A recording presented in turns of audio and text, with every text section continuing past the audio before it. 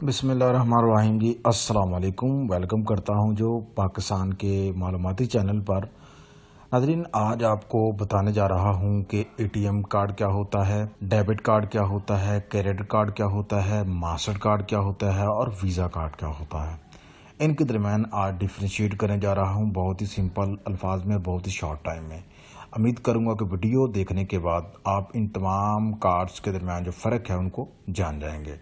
तो सबसे पहले एटीएम कार्ड को मैं बता देता हूं कि एटीएम कार्ड क्या होता है। एटीएम दरअसल स्टैंड फॉर करता है ऑटो टेलर मशीन से, और ये आपके बैंक, जिस बैंक में आप अकाउंट खुलवाते हैं वो बैंक आपको उस बैंक का एटीएम कार्ड जो है वो इशू कर देता है।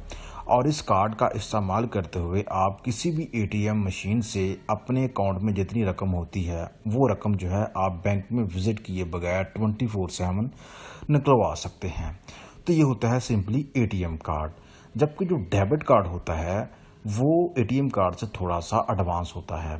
उसमें ये फीचर होता है कि एटीएम कार्ड के जरिए सिर्फ आप अपने बैंक अकाउंट से जो पैसे होते हैं वो निकलवा सकते हैं किसी ऑटो टेलर मशीन के जरिए। लेकिन जो डेबिट कार्ड होता है उसमें तो एक फीचर एटीएम के साथ मैच करता है कि आप जितनी रकम होती है वो निकलवा सकते हैं किसी एटीएम मशीन के जरिए, और साथ साथ उसका ये फीचर होता है कि आप डेबिट कार्ड का इस्तेमाल करते हुए कहीं पे ऑनलाइन पेमेंट भी कर सकते हैं। आप किसी ऑनलाइन परचेजिंग या ऑनलाइन शॉपिंग या कहीं पे आपने किसी स्टोर पे विजिट किया है तो उस डेबिट कार्ड का इस्तेमाल करते हुए जितनी रकम आपके अकाउंट में मौजूद होती है उतने अमाउंट की आप शॉपिंग कर सकते हैं, अमाउंट पे कर सकते हैं उस डेबिट कार्ड का इस्तेमाल करते हुए।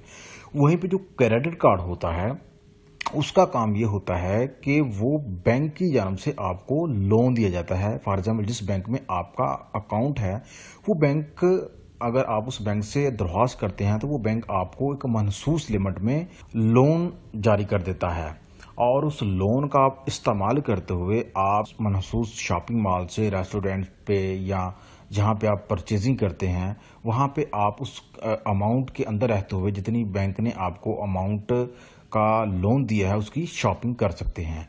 क्रेडिट कार्ड के जरिए सिर्फ आप शॉपिंग कर सकते हैं, इसके जरिए आप पैसे नहीं निकलवा सकते। अगर आप पैसे निकलवाते हैं तो उसकी बैंक आपको पेनल्टी करता है। और क्रेडिट कार्ड में बैंक जो है वो अपने कस्टमर को सहूलत देता है कि उसका जो ट्रस्ट वर्ती कस्टमर है, जो उसका काबिल एतमाद कस्टमर है, जिसका सारा डाटा उसके पास मौजूद है बैंक के पास, वो उस कस्टमर को वो कार्ड जारी कर देता है, क्रेडिट कार्ड, और उसको शर्त देता है। तमाम बैंकों की मुख्तलिफ पॉलिसीज होती हैं, कोई 30 दिन के लिए देते हैं, कोई 40 दिन के लिए देते हैं, और अमाउंट जो होती है वो 20,000 से लेकर 3 लाख तक जारी की जा सकती है। बैंक जो है वो जारी कर सकते हैं।